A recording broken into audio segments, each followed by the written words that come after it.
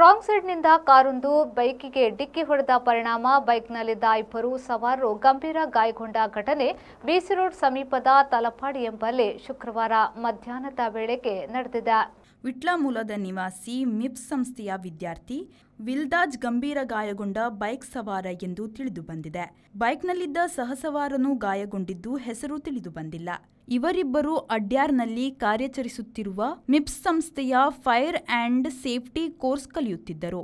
ಎಂದಿನಂತೆ ಕೋರ್ಸ್ ಮುಗಿಸಿ ಅಡ್ಯಾರ್ನಿಂದ ವಿಟ್ಲದತ್ತ ಬೈಕ್ನಲ್ಲಿ ತೆರಳುತ್ತಿದ್ದಾಗ ತಲಪಾಡಿಯಲ್ಲಿ ರಾಂಗ್ ಸೈಡ್ನಲ್ಲಿ ಅತಿ ವೇಗದಿಂದ ಬಂದ ಕಾರು ಡಿಕ್ಕಿ ಹೊಡೆದಿದೆ.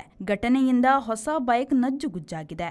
ಘಟನೆಯಿಂದ ರಾಷ್ಟ್ರೀಯ ಹೆದ್ದಾರಿಯಲ್ಲಿ ಟ್ರಾಫಿಕ್ ಜಾಮ್ ಉಂಟಾಗಿತ್ತು. ಸ್ಥಳಕ್ಕೆ ಬಂಟ್ವಾಳ ಟ್ರಾಫಿಕ್ ಪೊಲೀಸರು ಭೇಟಿ ನೀಡಿ ಮುಂದಿನ ಕ್ರಮ ಕೈಗೊಂಡಿದ್ದಾರೆ. ಬ್ರಹ್ಮರ ಕುಟ್ಲು ಟೋಲ್ ತಪ್ಪಿಸುವ ನಿಟ್ಟಿನಲ್ಲಿ ತಲಪಾಡಿಯ ಸರ್ವಿಸ್ ರಸ್ತೆಗೆ ವಾಹನಗಳು ಹೋಗುವಾಗ ಇಂತಹ ಅವಘಡ ಸಂಭವಿಸುತ್ತದೆ ಎಂದು ಸ್ಥಳೀಯರು ಆರೋಪಿಸಿದ್ದಾರೆ.